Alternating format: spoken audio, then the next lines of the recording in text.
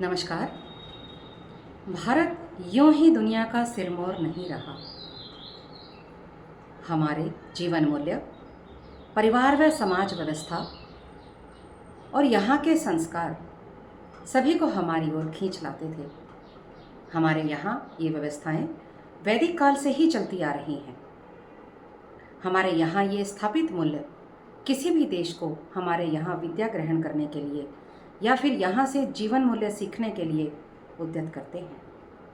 सभी यहाँ आने को तत्पर थे। विश्वगुरु की पदवी हमारे देश को थी। प्राचीनतम ग्रंथ ऋग्वेद में भी समानता के मूल्य पर जोर दिया गया है। अथर्ववेद में भी कहा गया है, कोई भी ऊंचा नहीं, कोई भी नीचा नहीं। हमें सभी को साथ लेकर चलना है, सभी का विकास साथ मिलकर करना है। परंतु कालांतर में विदेशी आक्रमणों के कारण हमारे बहुत से मूल्य नष्ट हुए। समाज की क्षति इतनी हुई कि शक्ति क्षीण होती चली गई। इतनी क्षति होने पर मूल्यों को संभाल पाना बहुत ही कठिन था। हमारे यहाँ आज भी कहीं कहीं पानी को लेकर, कुओं को लेकर, शमशान को लेकर आपसी भेदभाव होते हैं। ये एक निंदनीय घटनाएं हैं। इन सभी को हमें थोड़ा सा विचार कर दूर करना पड़ेगा। अनुसूचित जातियों को सरकार द्वारा दिए गए लाभ मिल सकें, इसके लिए हम पूर्ण प्रयत्न करें। अनुसूचित जाति के बंधुओं को, भगनियों को अपने साथ उठने बैठने, उनके साथ मिलजुल कर खाने पीने, उनके साथ उनके विभिन्न कार्यक्रमों में हम सम्मिलित होकर एक समृद्ध समाज का निर्माण कर सकते हैं। ऐसा आह्वान किया गया है कि हर गांव में भी एक मंदिर, एक कुआं और एक शमशान हो। सभी को समानता का दर्जा प्राप्त हो। उनकी दृष्टि में सभी समान हैं, परंतु व्यवहार में यह समानता कहीं कहीं नज़र नहीं आती। हमारे अपने ही बंधु हमसे बहुत दूर हो गए हैं। ये असमानता हमें दूर करनी है। इस असमानता को दूर करने के लिए हमें अपने उन बंधुओं को फिर से गले लगाकर अपने समान विचारधारा में वापस लाना होगा और इसके लिए हम दृढ़ संकल्प हैं। हम समाज के उन बंधुओं के साथ मिलकर विभिन्न कार्य करें, उन्हें धार्मिक कृत्यों में सम्मिलित करें, उनके धार्मिक कृत्यों में हम सम्मिलित हों। हम उन्हें समाज की मुख्य धारा में फिर वापस लेकर आएं। ऐसी ही विचारधारा के साथ हम आगे बढ़ें। दक्षिण अफ्रीका के डरबन नगर में संयुक्त राष्ट्र संघ के मानवाधिकार आयोग ने सितंबर 2001 में नस्ल व्यवस्था विरोधी विश्व सम्मेलन आयोजित किया था। इस अंतरशासकीय बैठक में केवल सरकारी अधिकारियों की ही भागीदारी थी। फिर भी अखिल भारतीय क्रिश्चियन काउंसिल के कुछ नेता अपने साथ बड़ी संख्या में दलितों और चर्च द्वारा प्रायोजित अनेक तथाकथित स्वयंसेवी संगठनों को साथ लेकर डरबन पहुंच गए। उन्होंने वहां प्रयत्नपूर्वक अस्पृश्यता और जाति प्रथा को नस्लीय भेदभाव के साथ जोड़कर देखने की हिमायत की और WCAR के महासचिव संयुक्त राष्ट्र मानवाधिकार आयोग पर दबाव डालकर इस सम्मेलन की अंतिम घोषणा में इस मुद्दे को शामिल करने में सफलता प्राप्त कर ली। स्वयंसेवी संस्थाओं के संगठन ने भी अपना एक अलग से घोषणा पत्र तैयार किया, जिसमें उन्होंने भारत के कश्मीर और संपूर्ण उत्तर पूर्वी क्षेत्र को बलात् अधिकृत क्षेत्र के रूप में घोषित किया। भारत सरकार स्पष्टतः जाति प्रथा को नस्ल व्यवस्था से भिन्न मानती थी, इसलिए नस्लीय भेदभाव के विरुद्ध आयोजित इस सम्मेलन में जाति प्रथा को मुद्दा नहीं बनाया गया। इसलिए इन तथाकथित संगठनों के भारी दबावों और प्रदर्शनों के बावजूद सम्मेलन के महासचिव ने जाति प्रथा और बलात् अधिकृत क्षेत्र जैसे विषयों को सम्मेलन की महासभा के सामने रखे जाने वाले विचारणीय मुद्दों में शामिल करने से इनकार कर दिया। इसके बावजूद भी ईसाई नेताओं ने ऐसे वक्तव्य भारतीय समाचार पत्रों में प्रसारित किए जिनसे लगे कि वे विश्व समुदाय के सामने भारत में प्रचलित जातीय भेदभाव का चित्र प्रस्तुत करने में सफल हुए हों। जाति प्रथा हिंदू समाज का अतरंग अनुभाग है, जिससे यह प्रकट होता है कि भारतीय समाज संपूर्णतः एक ही संस्कृति और एक ही वंश से संबंध है। इस बात को वे लोग नहीं समझ सकते जिन्होंने भारतीय इतिहास को मैकाले की अंग्रेजी शिक्षा की कटी छटी दृष्टि से देखा है। आर्य द्रविड़ वंश का सिद्धांत और आर्यों द्वारा द्रविड़ों पर विजय पाने का छल कपट युक्त सिद्धांत पादरी कार्लवेल ने जानबूझकर गढ़ा था। आर्य शब्द संस्कृत भाषा का शब्द है और हमारे देश के साहित्य में कहीं भी आर्य का प्रयोग वंश के अर्थ में नहीं किया गया है। आर्य शब्द का प्रयोग एक प्रगतिशील, सुसंस्कृत, श्रेष्ठ चरित्र और विवेकवान व्यक्ति के लिए किया जाता है। हमारे समाज के सामाजिक ढांचे में जातियों का निर्धारण कुछ निश्चित कार्यों के पूरा करने के लिए किया गया है। ये जातियां इन कामों को एक दूसरे पर आश्रित रहकर तथा परस्पर सहयोग के द्वारा संपूर्ण समाज के कल्याण और विकास के लिए संपन्न करती हैं। इस व्यवस्था में सभी जातियों को उनके कार्य और उत्तरदायित्व का निर्वहन करने के कारण समान महत्व दिया जाता था। वहाँ किसी के साथ किसी भी प्रकार का भेदभाव नहीं है। दुर्भाग्य से कुछ समय एक विचित्र प्रकार का प्रदूषण विकसित हुआ, जिसके कारण हमारे अपने ही समाज के एक वर्ग को अस्पृश्य समझा जाने लगा। यह अस्पृश्यता ही हिंदू विचार के मार्ग में बहुत बड़ी बाधा और हानिकारक सिद्ध हुई। यह विचार हिंदू दर्शन के व्यापक और सर्वमान्य विचारों के अनुरूप नहीं था, फिर भी यह प्रदूषित संक्रमण संपूर्ण हिंदू जीवन में फैल गया। अस्पृश्यता की दूषित प्रवृत्ति धार्मिक महापुरुषों, संतों, महात्माओं और सामाजिक नेताओं द्वारा निंदनीय ठहराए जाने के बावजूद न जाने कैसे हमारे समाज से चिपक गई।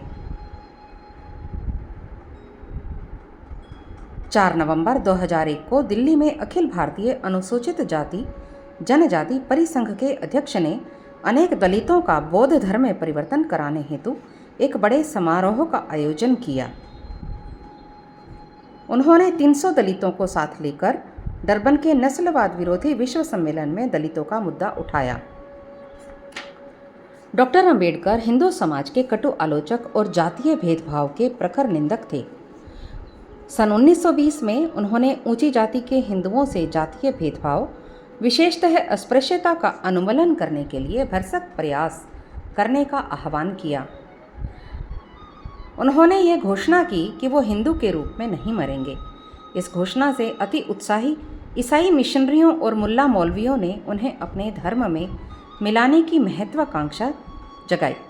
उन्होंने डॉक्टर अंबेडकर से संपर्क किया, उन्हें कई प्रकार के प्रलोभन, करोड़ों रुपए भेंट स्वरूप अर्पित किए और अंबेडकर से आग्रह किया कि अपने दलित अनुयायियों के साथ वे उनका धर्म स्वीकार कर लें। डॉक्टर अंबेडकर ने उनके प्रस्ताव अस्वीकार कर दिए। उन्होंने इस्लाम और ईसाईयत को ग्रहण करने से मना कर दिया। जब उनसे पूछा गया कि हिंदू धर्म के अतिरिक्त आप अन्य किस धर्म को स्वीकारेंगे, तब उन्होंने उत्तर दिया, इस्लाम और ईसाईयत दोनों ही उन्हें, उनके अनुयायियों को अपनी प्राचीन धरोहर, पूर्वजों और अपनी संस्कृति से अलग करते हैं तथा उन पर एक विदेशी संस्कृति और जीवन पद्धति को थोपते हैं। इसलिए न तो मैं ईसाई धर्म स्वीकार करूंगा, न इस्लाम। उन्होंने बौद्ध धर्म को चुना, जो भारतीय संस्कृति की ही एक शाखा है, जिसमें न जातियों की चिंता है, न जातीय भेदभाव की। इससे तो यह प्रमाणित हो गया कि डॉक्टर अंबेडकर शुद्ध और सच्चे देशभक्त थे। ऐसा माना जाता है कि ईसाई समाज में न तो जाति प्रथा है, न भेदभाव। इसलिए अनेक कथित अस्पृश्य धर्मांतरण करके ईसाई हो गए। किंतु आज ये प्रश्न उठता है, क्या इन धर्मांतरित लोगों के लिए नए धर्म और वातावरण में समान स्तर का अनुभव किया गया? दुर्भाग्य से परिणाम में निराशा ही दिखाई देती है।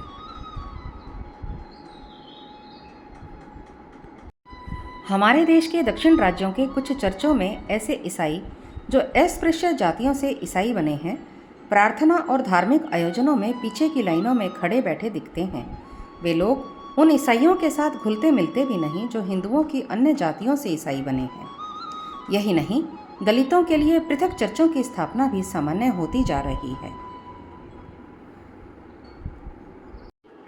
ईसाई नेता दलित ईसाइयों को अनुसूचित जाति की श्रेणी में रखने के लिए संघर्ष कर रहे हैं। इस प्रवृत्ति से अलगाववाद को ही प्रत्यक्षतः प्रोत्साहन मिलेगा। भारत के संतों, महात्माओं और धर्मगुरुओं का सर्वसाधारण पर व्यापक प्रभाव रहा है। इन विद्वानों के बहुत बड़े वर्ग ने इस घृणित अस्पृश्यता के व्यवहार के विरुद्ध उद्घोष किया है और हिंदुओं को सचेत किया कि सभी हिंदू एक दूसरे के साथ समानता का व्यवहार करें। भगवान श्री कृष्ण ने भगवत गीता में कहा है, पंडितः समदर्शिनः, अर्थात विद्वान मनुष्य सभी को समदृष्टि से देखते हैं। श्री रामानुजाचार्य ने समस्त ग्रामवासियों के सामने महानारायण मंत्र को भेदभाव रहित समस्त समाज के लिए उद्घोषित किया। कर्नाटक के मेलुकोट विष्णु मंदिर में उन्होंने यह नियम बना दिया कि केवल तथाकथित अस्पृश्य जातियों के लोग ही भगवान के उत्सव विग्रहों को रथ में प्रतिष्ठापित करेंगे और उन्हें ही सर्वप्रथम रथ को खींचने और रथोत्सव प्रारंभ करने का अधिकार होगा।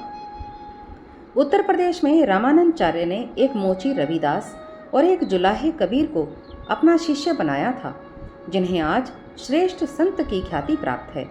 प्रसिद्ध भक्त कवयित्री राजरानी मीराबाई ने संत रविदास को अपना गुरु बनाया और उनसे दीक्षा ग्रहण की। कर्नाटक के शैव संत बसेश्वर के अनेक शिष्य इसी विशेष जाति में से थे। उन्होंने अपनी अनेक कविताओं में जातिगत भेदभावों की भर्त्सना की है। तमिलनाडु के नंदनार को नैनमार के रूप में माना जाता है। उत्तरी कर्नाटक के दक्षिणी कनारा जिले में उडुपी नामक एक तीर्थ स्थान है। इस स्थान पर श्री माधवाचार्य ने अपने मठ और भगवान श्री कृष्ण का एक मंदिर बनवाया। उत्तरी कर्नाटक के महान भक्त कवि कनकदास ने अनेक भक्ति गीतों की रचना की। एक बार वे भगवान श्री कृष्ण के मंदिर में पूर्वी द्वार से मंदिर में दर्शन करने के लिए उडुपी गए। जब उन्होंने मंदिर के पूर्वी द्वार से मंदिर में प्रवेश करने का प्रयास किया तो ऊंची जाति के हिंदुओं ने उन्हें बाहर निकाल दिया, क्योंकि वे एक नीची जाति के थे। तब वे पश्चिमी दिशा के पिछले द्वार की ओर चले गए और अत्यंत भाव विभोर होकर प्रार्थना करने लगे। उस समय ऊंची जातियों के जो लोग पूर्व दिशा में श्री कृष्ण का विग्रह के सामने एकत्रित थे, उन्होंने एक अभूतपूर्व चमत्कार का अनुभव किया। अचानक श्री कृष्ण के विग्रह ने उनकी ओर अपनी पीठ कर दी और पश्चिम की ओर मुख कर लिया। गर्भगृह की पश्चिमी दीवार और बाहरी परकोटे पर बड़ी दरार पड़ी थी। इस दरार में से श्री कृष्ण ने भक्त कनकदास को दर्शन दिए। कनकदास इस समय मंदिर के पिछवाड़े में खड़ा होकर प्रार्थना कर रहा था।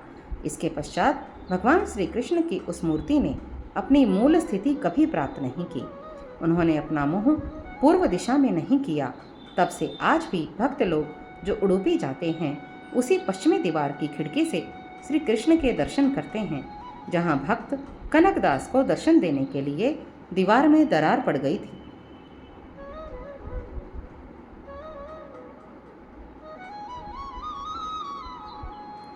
वर्ष 1980 में स्थापित सामाजिक समरसता वेदिका की भी सभी गतिविधियों का लक्ष्य समाज में समरसता की भावना को मजबूत करने पर केंद्रित रहा।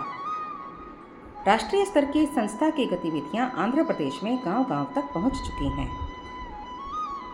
स्वाभिमान और आत्मविश्वास की भावना को पुष्ट करने के लिए अनेक प्रकार के उत्सवों का आयोजन किया जाता है। इस संस्था का एक प्रयास है दलितों और मछुआरों को पुजारी का प्रशिक्षण प्रदान करना। भारत के सभी प्रमुख मंदिर उत्तर से दक्षिण तक, जैसे काशी, वृंदावन, नाथद्वारा, जगन्नाथपुरी, तिरुपति, रामेश्वरम, सबरीमाला, गुरुवायूर, कन्याकुमारी और कई अन्य मंदिर जाति और अस्पृश्यता के भेदभाव से रहित होकर सभी भक्तों और उपासकों के लिए खुले हुए हैं। सत्य तो यह है कि कुछ वर्षों पूर्व केरल में कुछ लोगों की, जिनमें दलितों सहित सभी जातियों के लोग थे, मंदिरों में पूजा करने के लिए वैदिक मंत्रों तथा विधि विधान का प्रशिक्षण दिया गया। इस प्रशिक्षण शिविर के अंतिम दिन कांची के शंकराचार्य ने आशीर्वाद तथा प्रमाण पत्र प्रदान किए। श्री धरण तंजी के पुत्र श्री राकेश को, जो सबसे नीची समझे जाने वाली इझावा जाति के थे, संघ के स्वयंसेवकों द्वारा गठित तंत्र विद्यापीठम द्वारा पूजा पद्धति का प्रशिक्षण दिया गया। बाद में उन्हें परंपरावादी कट्टरवादी ब्राह्मणों के मंदिर में त्रावणकोर देवास्वम बोर्ड की कमेटी द्वारा पुजारी नियुक्त किया गया। कुछ कट्टरवादी इस वाद को लेकर न्यायालय में गए, किंतु उच्च न्यायालय ने श्री राकेश के पक्ष में निर्णय दिया। उनके पिता ने कहा, न कोई हारा है न कोई जीता है, केवल धर्म की विजय हुई। स्वतंत्र वीर सावरकर ने महाराष्ट्र के रत्नागिरी में एक पतित पावन मंदिर की स्थापना की है। उन्होंने एक दलित भंगी जाति के व्यक्ति को उस मंदिर में परंपरागत विधि से पूजा करने के लिए प्रशिक्षण दिया और उसे पुजारी नियुक्त किया। इस पुजारी के हाथों से स्वयं सावरकर ने सर्वप्रथम तीर्थ प्रसादम ग्रहण किया। इस प्रकार इस संबंध में हमारे देश के अनेक प्रसिद्ध महानुभावों ने अस्पृश्यता की दूषित प्रथा की भर्त्सना करने के लिए अनेक अवसरों पर बहुत अधिक कहा ही नहीं, अपितु इस पापपूर्ण भेदभाव उत्पन्न करने वाली प्रथा का समूल विनाश करने के लिए अनेक प्रयास किए। हमारे देश को राजनीतिक स्वतंत्रता प्राप्त होने के पश्चात हमारे संविधान ने सभी को समान अधिकार प्रदान किए। किसी के प्रति भेदभाव का प्रावधान नहीं है। अस्पृश्यता विरोधी एक विशेष कानून भी बनाया, जिसके अनुसार अस्पृश्यता को दंडनीय अपराध घोषित किया गया। सत्य तो यह है कि इन्हीं अस्पृश्य जातियों से संबंध डॉक्टर अंबेडकर को संविधान का प्रारूप बनाने वाली समिति का अध्यक्ष बनाया गया था। देश के सभी वर्गों ने इस व्यवस्था को स्वीकार किया था। हमारे देश के राष्ट्रपति भी इसी विशेष अस्पृश्य जाति से संबंधित हैं। पूर्व राष्ट्रपति के.आर. नारायण आज अनेक केंद्रीय और राज्यों के मंत्री, उच्च और उच्चतम न्यायालय के न्यायाधीश, भारतीय प्रशासनिक तथा पुलिस सेवा के अधिकारी इन्हीं तथाकथित अस्पृश्य जातियों से संबंध हैं। किंतु दुख इस बात का है कि समाज में यह दूषित प्रथा आज भी प्रचलित है। यह हमारे लिए एक चुनौती है। स्वतंत्रता प्राप्ति के पश्चात तत्कालिक बंबई राज्य के प्रथम मुख्यमंत्री बी.जी. खेर बने और एक सभा में उन्होंने अपने सामने मंदिर में इन अस्पृश्य लोगों को बुलाया, परंतु वे कोई भी उठकर सामने नहीं आए। राष्ट्रीय स्वयंसेवक संघ ने इस महान कार्य को अत्यंत विनम्रतापूर्वक हाथ में लिया और वह वास्तविक धरातल पर खड़ा होकर इस दिशा में प्रामाणिक और विश्वसनीय प्रयास कर रहा है।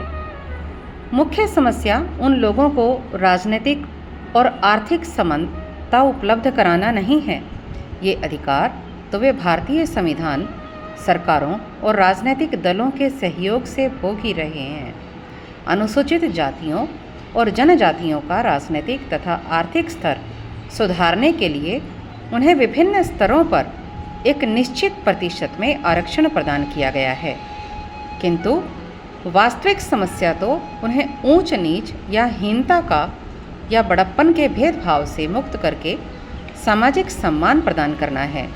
हमारे समाज के सभी वर्ग उन्हें अपने समाज का समान और सम्मानित घटक स्वीकार करें और मान्यता दें।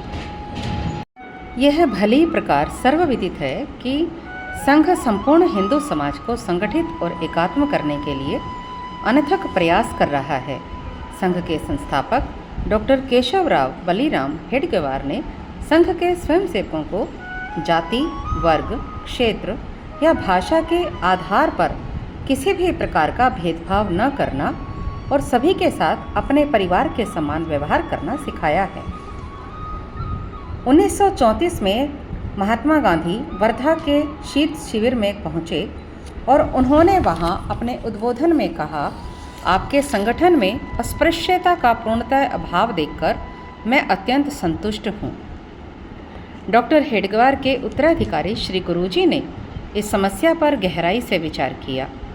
परंपरागत हिंदू समाज के घटक के रूप में वे धर्म तथा परंपरा निर्वाह में धर्माचार्यों और मठाधिपतियों का महान सम्मान करते थे।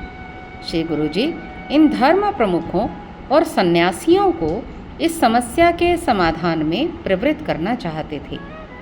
सन 1969 में कर्नाटक के उडुपी नामक स्थान पर विश्व हिंदू परिषद का एक बहुत बड़ा सम्मेलन हुआ, जिसमें धर्म प्रमुखों के बहुत बड़े वर्ग ने तथा हजारों प्रतिनिधियों ने भाग लिया।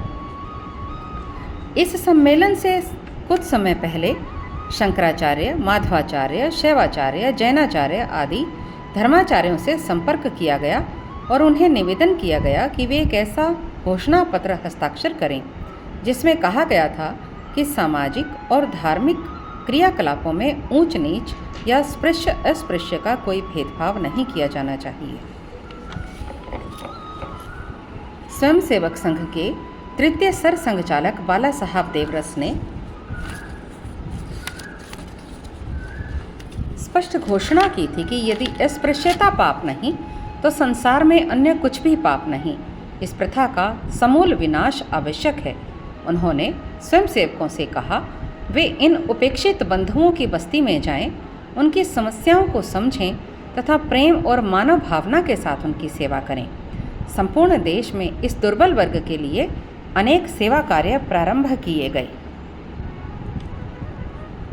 स्वयंसेवक सेवा बस्तियों की झोपड़ियों में जाते हैं, उनके प्रति आत्मीयता भी प्रकट करते हैं और उन्हें मुख्य धारा में लाने का प्रयास भी करते हैं। एक बार वाराणसी के प्रशिक्षण शिविर में 600 से भी अधिक ऐसे प्रतिष्ठित लोगों ने भाग लिया। इन प्रतिष्ठित लोगों में अधिकांश सेवानिवृत्त उच्च पदों पर आसीन और दायित्ववान महानुभाव थे। इस शिविर से लौटने पर एक कलकत्ता निवासी IAS अधिकारी ने अपने एक पत्र में लिखा कि पहली बार उसने एक मोची के घर में भोजन किया। इस आनंदपूर्ण अनुभव को वह कभी नहीं भूल सकता है। यही नहीं बल्कि उसको भी उन्होंने अपने घर पर भोजन के लिए बुलवाया। सभी वर्ग इन समारोहों में समरस होकर भाग लें। इन वर्गों के साथ खुला और अनौपचारिक मेलजोल बढ़ाकर उनमें व्याप्तहीनता, उच्चता की ग्रंथियों का लोप करने के प्रयास किए जाते रहने चाहिए। इस प्रकार के प्रयास हमेशा से संघ करता रहा है। आंध्र प्रदेश के कुकुत्तापल्ली के निकट आवास मंडल की एक नवनिर्मित बस्ती में स्वयंसेवकों ने प्रत्येक घर की मुंडेर पर भगवा ध्वज फहराने का निश्चय किया। उस बस्ती के प्राय प्रत्येक निवासी ने इस अनुरोध का सामान्यतः सहर्ष स्वागत किया, किंतु एक ईसाई पादरी ने इनकार करते हुए कहा, मैं ईसाई हूँ, अपने घर पर मैं भगवा क्यों फहराऊँ। स्वयंसेवकों ने शांत भाव से उत्तर दिया, किंतु पहले आप भी तो हिंदू थे। केवल पंथ परिवर्तन से तो आपकी संस्कृति अथवा राष्ट्रीयता में परिवर्तन नहीं होना चाहिए। इस पर पादरी ने कहा, हिंदू तो मैं था, पर हरिजन हिंदू था।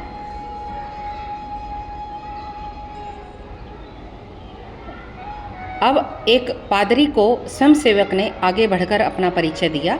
आपने कभी वह जीवन जिया है जो आज मैं जी रहा हूँ। मैं भी निम्न जाति से हरिजन से हूँ, लेकिन मैं स्वाभिमानी हिंदू हूँ। 25 वर्ष से भी अधिक समय से मैं संघ का स्वयंसेवक हूँ। संघ के कार्यकर्ता प्राय मेरे घर आते हैं। हम सब मिलकर भाइयों की तरह भोजन करते हैं। यहाँ का वातावरण बहुत ही प्रिय मुझे लगता है। 1989 में संपूर्ण भारत के लाखों गांवों में रामशिला पूजन का कार्यक्रम आयोजित किया गया। लगभग 5 लाख से भी अधिक पूजित रामशिलाएं मंदिर का समारोह पूर्वक शिलान्यास करने के लिए अयोध्या पहुंची। मठाधिपति, महंत, साधु, सन्यासी, राजमाता विजय राजा सिंधिया, संघ के वरिष्ठ कार्यकर्ता, लाखों भक्तगण वहां पहुंचे। सबसे पहले शिला का पूजन उससे करवाया गया जो अस्पृश्य जाति पासवान से संबंध है। श्री कामेश्वर चौपाल द्वारा श्री राम जन्मभूमि पर भव्य मंदिर का निर्माण करने के लिए एक अस्पृश्य व्यक्ति के हाथों से शिलान्यास करने के कारण यह घटना अत्यंत महत्वपूर्ण और ऐतिहासिक हो गई। श्री कमलेश्वर चौपाल को यह महान सम्मान प्रदान किया गया। श्री गुरुजी के व्यक्तित्व तथा सोच पर स्वामी विवेकानंद जी के विचारों का गहरा प्रभाव था। विवेकानंद जी ने दरिद्र नारायण शब्द दिया, दरिद्र आदमी में नारायण का वास है, ऐसा मानकर शिव भाव से जीव की सेवा करनी चाहिए। श्री गुरु जी इसी मार्ग पर चलने वाले एक साधक थे। वे कहते हैं जितने दीन दुखी मिलें वे सब भगवान के स्वरूप हैं और इस प्रकार भगवान ने अपनी सेवा का अवसर हमें प्रदान किया, ऐसा समझें। इस भाव से उनकी प्रत्यक्ष सेवा करने के लिए उद्यत हों। सामाजिक समरसता हमारी विचारधारा से जुड़ा एक महत्वपूर्ण विषय है। हम समग्र समाज की बात करते हैं। जब तक संपूर्ण समाज संकुचित बातों से ऊपर नहीं उठेगा तब तक समग्र समाज का संगठन असंभव है। इसमें बाधाएं और कठिनाइयां भी हैं। एक देश और एक संस्कृति, एक समाज, एक राष्ट्र की भावना को जागृत करते हुए सारे समाज को संगठित करने का प्रयास हम कर रहे हैं। इसमें स्पष्टता होने से ही हम सामाजिक दोषों से मुक्त हो सकेंगे। इस हेतु हमें समग्र समाज के संगठन में बाधा उत्पन्न करने वाली शक्तियों के सामने भी पूरी ताकत से खड़ा होना पड़ेगा। अपने कार्य के स्वरूप का वर्णन करते हुए पूजनीय बाला साहब कहा करते थे, हमारा कार्य भेदभाव मुक्त, शोषण मुक्त, समता युक्त, समरस, सामर्थ्य संपन्न, शक्तिशाली, संगठित, अनुशासित और सक्रिय समाज की निर्मिति है। उनके इस कथन से अपने समाज की कमी, विषमता, मान सम्मान का भेद ध्यान में आता है, जो एक चुनौती है। वैसे तो हिंदुत्व की श्रेष्ठता, प्राचीनता, शास्त्र शुद्धता सभी को विदित है, किंतु वर्तमान वास्तविकता को भी समझना होगा। हम कहते हैं कि हम भारत माता के पुत्र हैं, अतः एक हैं, किंतु यह व्यवहार अनुभव में नहीं आता। इसके परिणाम स्वरूप करोड़ों की जनसंख्या वाला हिंदू समाज टुकड़ों में बंट गया। परस्पर विश्वास, आत्मीयता तथा बंधुत्व भाव का क्षरण हुआ और हिंदू शक्तियों को आक्रमण का अवसर मिल गया। हमें समरसता हेतु स्वतंत्रता आंदोलन की भांति ही व्यक्तिगत, पारिवारिक व सामाजिक स्तर पर कष्ट सहने के लिए तैयार रहना चाहिए। अन्य धार्मिक सामाजिक संगठनों के प्रमुखों के द्वारा भी अपने अनुयायियों को इस विषय पर जागृत करना चाहिए। अपने कुल की परंपरा के अनुसार काम धंधा करने वाले समाज का सार्वजनिक सम्मान होना चाहिए। साधु संतों का ऐसी बस्तियों में आना जाना, यात्राओं का आयोजन, ऐसे परिवारों में भोजन, उनके साथ सामूहिक भोज आयोजित होने चाहिए। बात उन दिनों की है जब मैं एक समाज में कार्यरत था। चमड़े का व्यवसाय करने वाले कार्यरत परिवार ने बेटी की शादी पर कार्यकर्ताओं को विवाह पर आमंत्रित किया। कार्यकर्ता जब विवाह में पहुंचे तो बारात के भोजन की तैयारी चल रही थी। मुखिया बड़ा चिंतित थे। नगर कार्यवाह ने उनसे चिंता का कारण पूछा। उत्तर मिला, बारातियों की संख्या के अनुसार बर्तन कम है। तो उन्होंने जवाब दिया, ये व्यवस्था मैं देखता हूँ, अब बारातियों को भोजन करने के लिए बुलाइए। बाराती भोजन करके उठे। जूठे बर्तनों के स्थान पर धुले बर्तन रखे जा रहे थे। मुखिया की उत्सुकता जगी, इतनी शीघ्रता से बर्तन कैसे आ गए। उसने जब जाकर देखा तो पाया कि स्वयंसेवक जल्दी से जल्दी सभी बर्तन मांझ कर यथास्थान वहाँ रख रहे थे।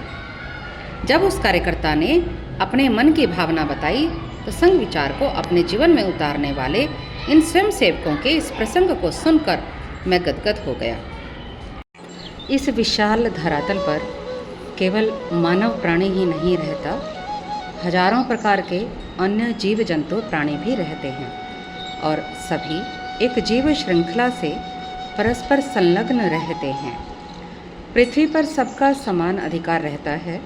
सभी प्राणियों में मनुष्य सर्वश्रेष्ठ होता है और मनुष्य को ही गाय, बैल, कुत्ते आदि पंछियों की भी रक्षा करनी होती है। सेवा धर्म और समरसता एक ही सिक्के के दो पहलू हैं। समरसता का मतलब होता है अपनत्व की भावना से सभी मानवों के प्रति एक रूप होना, उनके सुख दुख में सहभागी होना, एकत्व की अनुभूति करना। समरसता मनोभाव है। इस मनोभाव के 4 अंग होते हैं। पहला मैत्री भाव, सभी से मैत्री होनी चाहिए। दूसरा करुणा, दुखियों के प्रति करुणा का भाव होना चाहिए। तीसरा आनंद, अगर कोई विपुल धन वाला है, सभी प्रकार से साधन सम्मत है, तो उसके प्रति आनंद का एहसास। चौथा उपेक्षा, जो पर पीड़ा देने वाले लोग हैं उसमें उनकी उपेक्षा करनी चाहिए। सेवा करते हुए अंतिम लक्ष्य समाज के संगठन का भी होना चाहिए। इतिहास बताता है कि जब सामान्य व्यक्ति और सैकड़ों जातियां सहभागिता से वंचित हो जाती हैं, तब राष्ट्र परतंत्रता में चला जाता है। मुट्ठी भर मुगल हमें क्यों जीत पाए, इसी प्रकार मुट्ठी भर अंग्रेज हमें क्यों जीत पाए? वे हमें इसलिए जीत पाए कि करोड़ों सामान्य हिंदू उदासीन हो गए थे। कोई भी राजा बने, हमें क्या लेना देना, हमारे जीवन में क्या फर्क पड़ता है, ऐसी भावना बनती गई। स्वामी विवेकानंद ने अत्यंत तीखे शब्दों में कहा है कि सवर्ण और धनिक लोग सोने चांदी की थालियों में भोजन करते थे और उनके मकान के बाहर अन्नहीन लोगों की कतारें लगती थी। ईश्वर से यह अन्याय सहा नहीं गया और उनकी पिटाई करने के लिए आक्रमणकारी भारत में भेजे गए। ऐसे बहुत से प्रयास किए जा रहे हैं जिससे इन्हें मुख्य धारा में लाया जाए। माधव सेवा परिषद लड़कियों को पढ़ाने का काम करता है।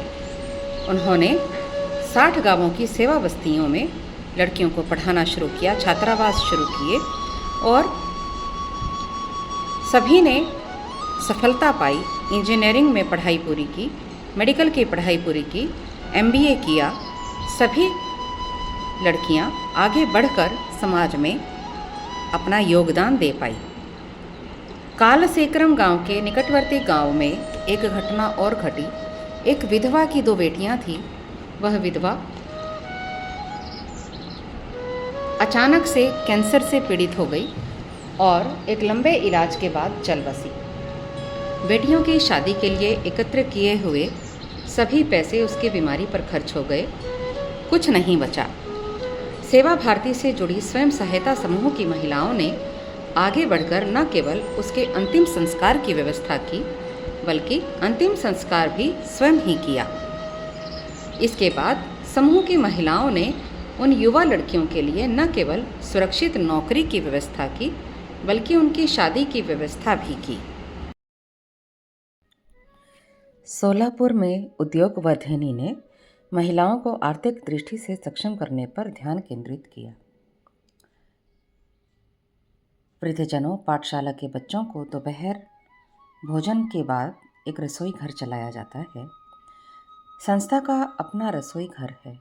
इसी तरह ब्यूटी पार्लर, सिलाई बुनाई के प्रशिक्षण केंद्र भी चलाए जाते हैं। हिंदू सेवा प्रतिष्ठान पिछले 35 साल से विभिन्न सेवा गतिविधियों के माध्यम से समाज के विभिन्न वर्गों के बीच काम कर रहा है। अब तक ऐसे करीब 4500 युवाओं को प्रशिक्षित किया जा चुका है। 40 दिन का प्रशिक्षण यह प्रदान करता है।